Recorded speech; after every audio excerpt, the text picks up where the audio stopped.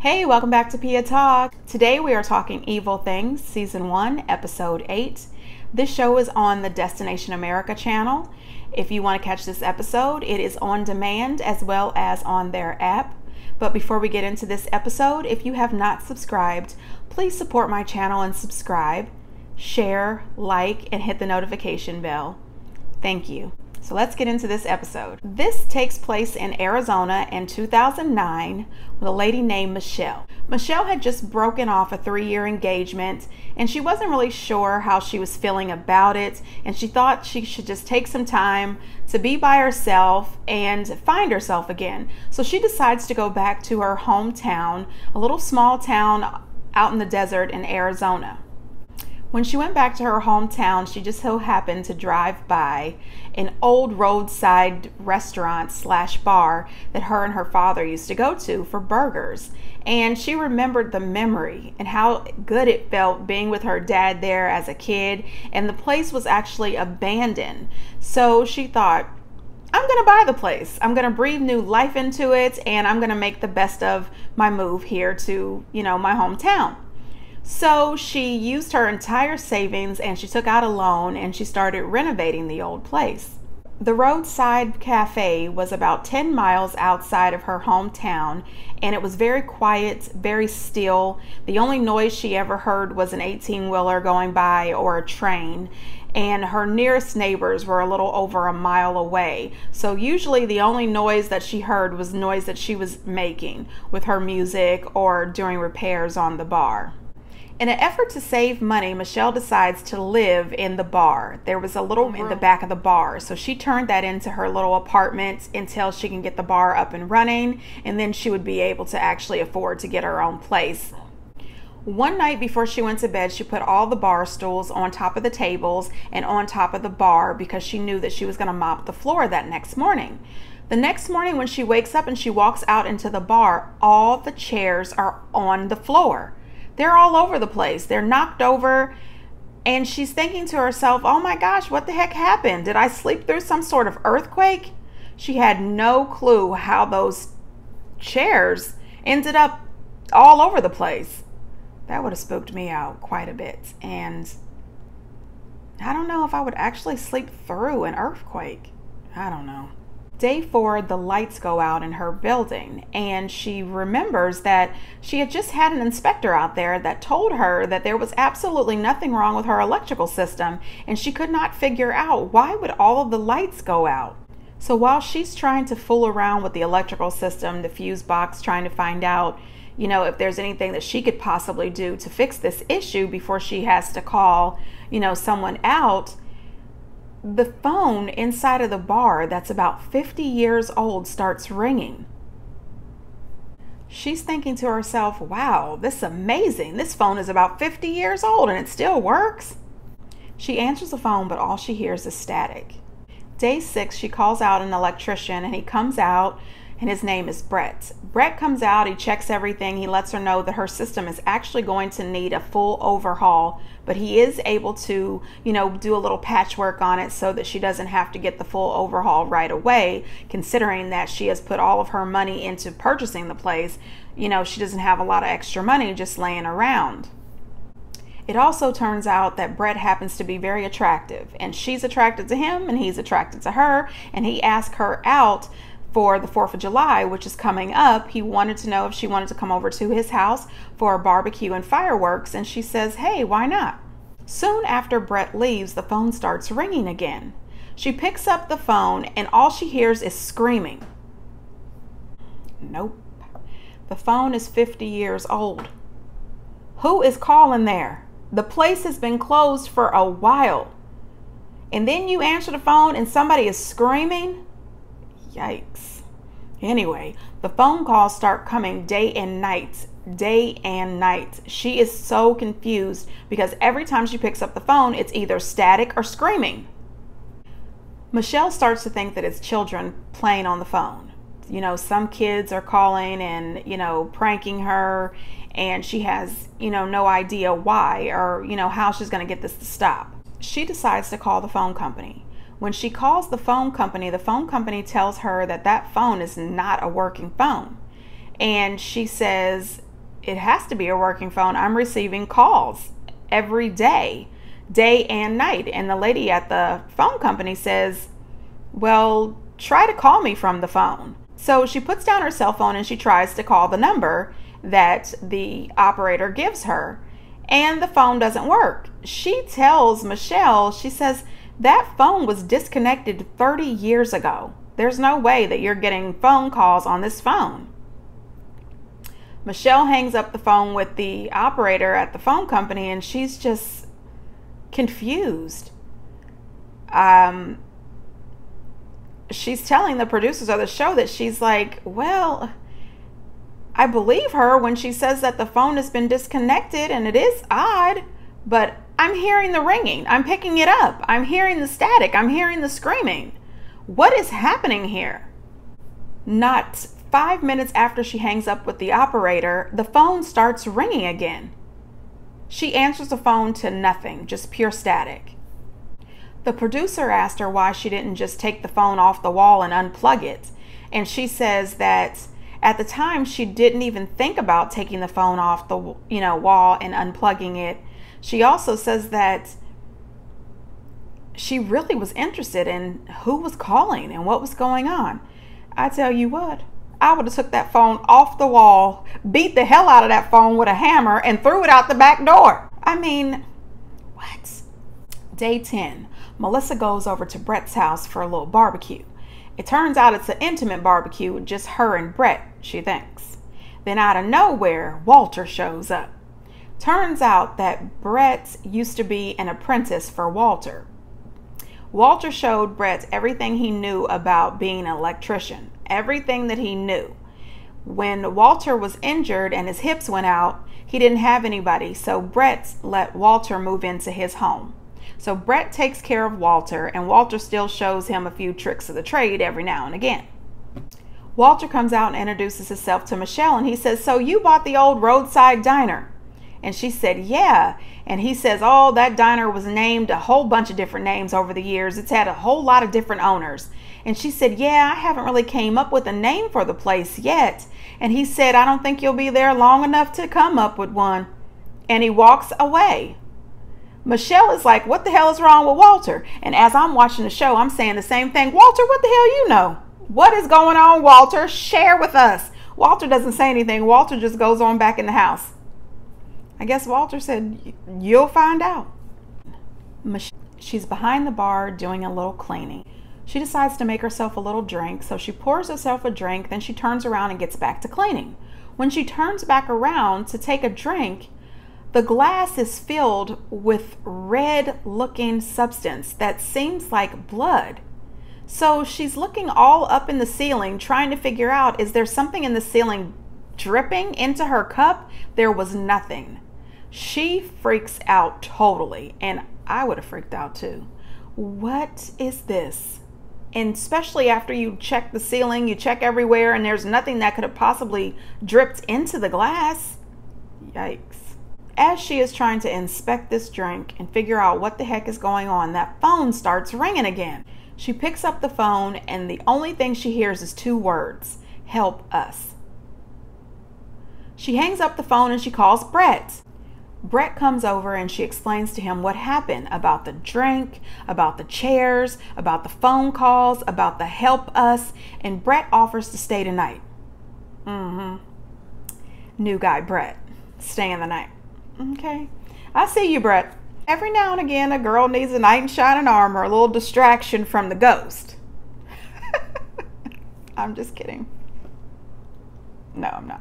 However, Brett wasn't a distraction enough because Michelle could not sleep, and I get it. If I thought that my bar was haunted or something crazy was going on, I wouldn't be able to sleep. I don't care how cute you are, Brett. I need to know what the heck is going on.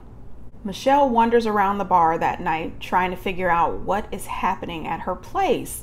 So she sits by the phone and she's just waiting for the phone to ring. The phone never rang. Day 16. Michelle wakes up that morning and she says, listen, I'm going to start off new. I'm going to forget all this stuff that has happened recently. I'm going to move forward and get this remodel done, get my business open, and, let new families come in and start making new memories. While she's working at the bar, 2 masked men with shotguns come in to rob the place. She starts to scream. She turns around and she's like, I don't have any money. I don't have any money. She says, please don't kill me. She's like, please don't kill me. Just leave. She says, I haven't seen your faces. You don't have to kill me.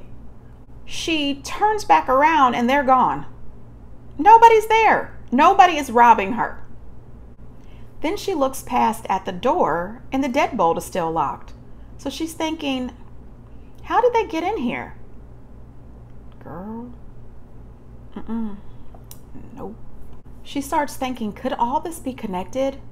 The telephone calls, the screaming, the help us, and the masked robbers? She's like, but how is this possible?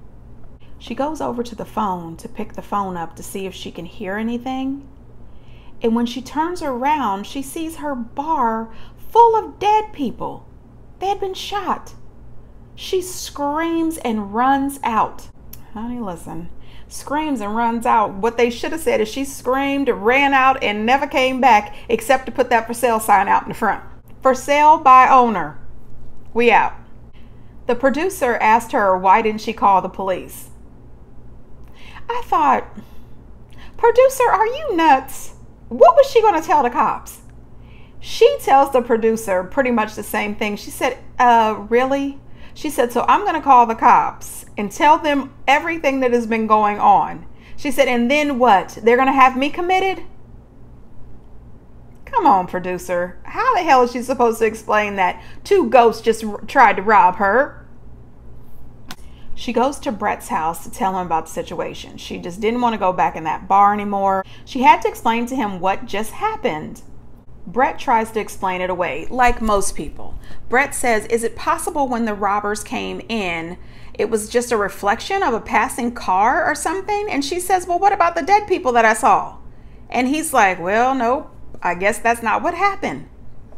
So while they're in the middle of this conversation, Walter comes out of his room and he says, hey, you found out about the place being haunted, huh? What? Really, Walter? You could have led with that. When you met her for the 4th of July fireworks, you should have said, girl, the place is haunted. Nope. He tells her that back in 1959, 2 masked gunmen came in, robbed the bar, shot 4 of the patrons, killed one of the employees of the bar and the owner while the owner was secretly on that phone screaming, help us, to the police. Yep. Thanks a lot, Walter. You could have said that. Walter says, everybody in town knows. Well, clearly not, because nobody told Michelle. Michelle goes back to the bar with Brett. They take down the phone and they bury it. 2 years later, Michelle marries Brett. They still own the bar and they have not had any more paranormal experiences. I wonder if taking the phone down, beating it with a hammer and throwing it out back would have worked. Because that would have been my first thought. I mean, I don't know. A lot of these paranormal shows, they like to bury stuff and set stuff on fire, and it seems to work. So maybe that should become my strategy if this should ever happen to me. But whew, Lord, don't let it ever happen to me because I can't handle it. I cannot. The next story is called the Dybbux Box. And I also put a link in the description if you want to know more about the history of this box. This story involves a guy named Sean. He lives in Indianapolis, Indiana. And Sean grew up living with a ghost, but he didn't realize it. He says that him, his mom, his dad, and the lady upstairs lived in his home, and it wasn't until he was 8 years old that his parents let him know that that's not a real lady that's upstairs, it's an actual ghost. Now see, here's where the problem lies. If you people realize that there is a ghost upstairs, 1, why do you still live there? 2, why didn't you ever call Ed and Elizabeth Warren? Anybody to come over there and let her know that she needs to go into the light. You can't live here. Oh, I don't want any uninvited guest, alive or dead. Just don't. Call first. I'll let you know. So ever since Sean was a child, he has been very interested in paranormal. He does everything that he can to find paranormal stories. That's all he cares about, besides his wife and children. Sean is so into the paranormal that he has started his own successful podcast called Shadow Nation. So that's something that's out there if you want to check it out. So day one, Sean is absolutely excited. He films his podcast in his basement at his home. And he is super excited because he has a guest coming over with the Dybbux Box, which I hope I am saying that right. On this particular episode, the guy with the box does not want his name to be divulged, so Sean has decided to call the guy Alex. During a little digging, a little research, I found out that the guy's real name is Jason. But for this video, we'll just keep calling him Alex. Sean is out of his mind excited about him bringing this box over because it's supposed to be the most dangerous, most cursed paranormal item ever. I say hell no. Don't bring anything that you know for sure or that you even suspect is cursed into the home. Why would you do that? Why bother? Don't put it on my front porch. Don't put it on my property. No. Okay? We all right over here.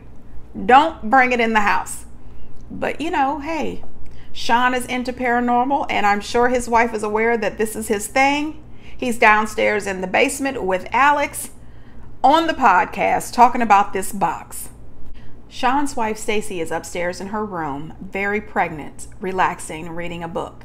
She knows that Sean is downstairs working on his podcast, but she has no clue that the actual Dybbux Box is in their home. That's an argument waiting to happen. She's upstairs and all of a sudden she hears footsteps. She thinks that it's Sean, so she starts calling his name. During the podcast, the man known as Alex has told Sean that he is absolutely not allowed to touch the box. He's able to look at the box, but he's not allowed to put his hands on that box, period. Alex actually works as a curator at a prominent museum. And one of the students that he also teaches actually originally bought the box and then had a whole bunch of strange happenings happen to the guy and his mother. When all of these strange occurrences start to happen, he gave the box to Alex, and Alex was interested from a scientific standpoint to find out, well, what is really going on with this box? The student told him that once he got the box, he started having visions of mysterious figures that kept showing up to him on a regular basis. He also started to lose his hair. Not only was he losing his hair, when he would cry, it would be blood. Yikes. No, I'm good. He also said that he gave the box to his mother, and that very next day she had a stroke. And the only words that she can now say is evil box. So when he gave the box to Alex, Alex said that some of those same things started to happen to him. He started the crying blood. He started seeing crazy visions. I said to myself, now this is when Sean should have said, could you and your box get the hell out my house? Okay. But no, because Sean is into the paranormal, so he was happy for him to be there and was eager to see if he could get a touch of the box. Nope. Sean said that he was very interested in Alex because Alex is an educated guy and his job is to try to debunk this box, but Alex was not doing that because he says he has had firsthand knowledge of this situation and that some weird things have happened in his home with his family as well, and his family had not even touched the box. According to Alex, he told Sean that the box's original owner was a lady who was Polish and she had escaped the Holocaust, and that she was in extreme danger and that she trapped a demon inside of the box, and that she knew that it was a truly bad spirit and she wanted to be buried with the box so that nobody else would be able to get the spirit out of the box and be tortured or put through the hell of crying blood, I guess. However, according to their religion, people cannot be buried with possessions, so the box was never buried like it was intended. So now this box is out here in the world, just spreading evil. In the middle of the podcast, all of a sudden this piercing noise goes through their headphones and both of them jerk their headphones off really quick. Now, Alex is already thinking something is not right, but Sean is thinking it's just, mild technical difficulties. While they're downstairs talking about this box, Sean's wife is upstairs experiencing nosebleeds. She has never had a nosebleed in her life, but all of a sudden her nose starts bleeding pretty heavy. On her way to the restroom, she hears a baby cry, and she's wondering, well, what could that possibly be? Because she's pregnant. The nursery is empty. But she keeps hearing the noise and it's drawing her closer and closer to the nursery. She looks in the nursery and she sees a shadow figure standing over top of the crib in the nursery. She starts to scream and she takes off running. Sean and Alex both shoot upstairs to find out what's going on with her. Sean comes up the steps and the first thing he notices is that her nose is bleeding. She tells him what's going on and he goes to check the nursery. When he gets to the nursery, he realizes that the mobile is turning. And he thinks that maybe she's over-exaggerating, maybe her eyes are playing tricks on her, maybe she just saw the mobile turning and thought that it was a shadow person, which I'm thinking, how am I going to mistake a damn mobile turning around for a shadow person? Bye, Sean. Alex and Sean go back downstairs. Sean is ready to finish up the podcast. Alex says nope. He packs up his box and he says, I gotta go. He said, I should have never brought this box here. Alex is very much aware of what's happening, and Sean is still naive about it. Sean doesn't really want Alex to go. Alex says, hey, I'm happy that you're having a good time with your little podcast, but this is serious. This is not a game. This is real, and it's not good. Sean is a little offended. He's like, my little podcast. And he's like, I know this is real. I know. I lived with a ghost. You know what I mean? Like, Sean is a little bit offended, but Alex is like, no, I got to get out of here, and you should want me and this box out of your house. Day 4. So Alex and his wife are at home alone, hanging out, and they hear a huge boom, and the power goes out in their house. As the boom vibrated, shook their entire house, and he started to think that maybe somebody hit a transformer and the whole neighborhood is out. But when they looked out the window, everybody else had power. So him and his wife creep down to the basement, and they find their fuse box has blown up. There is burn marks along the front and sides of the fuse box. Dang. What? He says while they're down in the basement, he feels this really eerie feeling that he has never felt in their house before, and that he has had a lot of paranormal dealings, but he has never felt anything like that.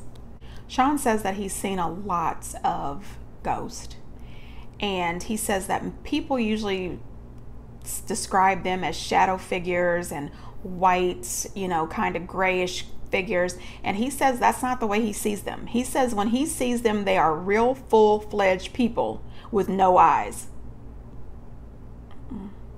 Sean is not somebody that I would even want to be friends with. Sean. I like my real-fledged people with eyes. No, Sean.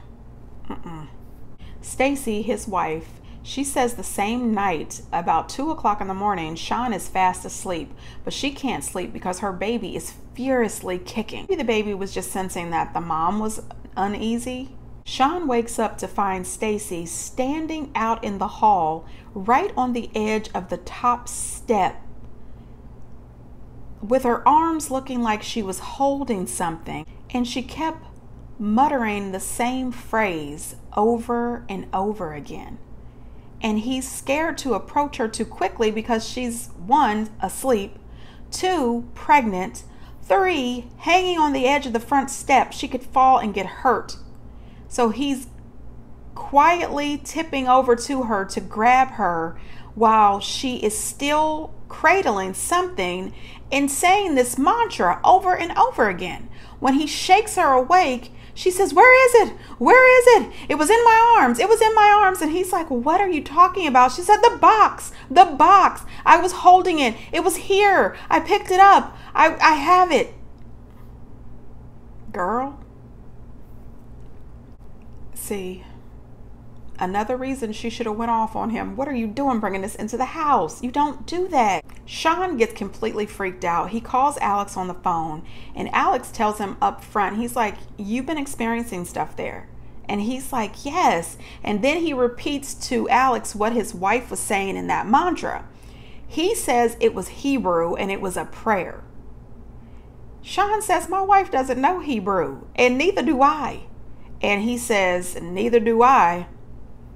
But him and his family have been saying this prayer too for some reason. It's the box. Sean tells Alex, you need to get rid of that box, and he hangs up. It turns out the box was originally a Jewish wine box, and somehow it got turned into this devil box that should have been buried a long time ago. So, when I Googled it, it's a lot of stories about this box. And the last story that I could find is that in 2017, the box was sold to a guy named Zach, who is one of the hosts of a TV show called Ghost Adventures. He also has a haunted museum in Las Vegas. And so the box is now in the haunted museum in Vegas with a sign on it that says do not touch.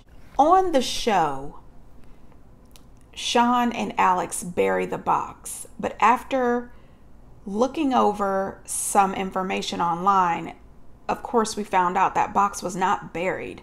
Alex held on to that box for a while, and then it was sold to Zach. So I put a couple of links in the description box if you want to learn a little bit more about this Dybbux box. I personally wouldn't want to be bothered with it. Don't visit, don't call me with it, don't tell me nothing about it.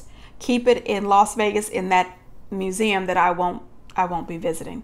I also will not be visiting the Warrens Museum. I don't need it in my life. You never know what's going to jump on you and come home. No, I'm good. Sean is fine. His wife is fine. They welcomed their baby. And you can't really say that Sean doesn't have any other paranormal situations because he looks for them. So I'm sure that they've had plenty more paranormal action at his house, and he must be okay with it. I will never be okay with it. Until next time, bye.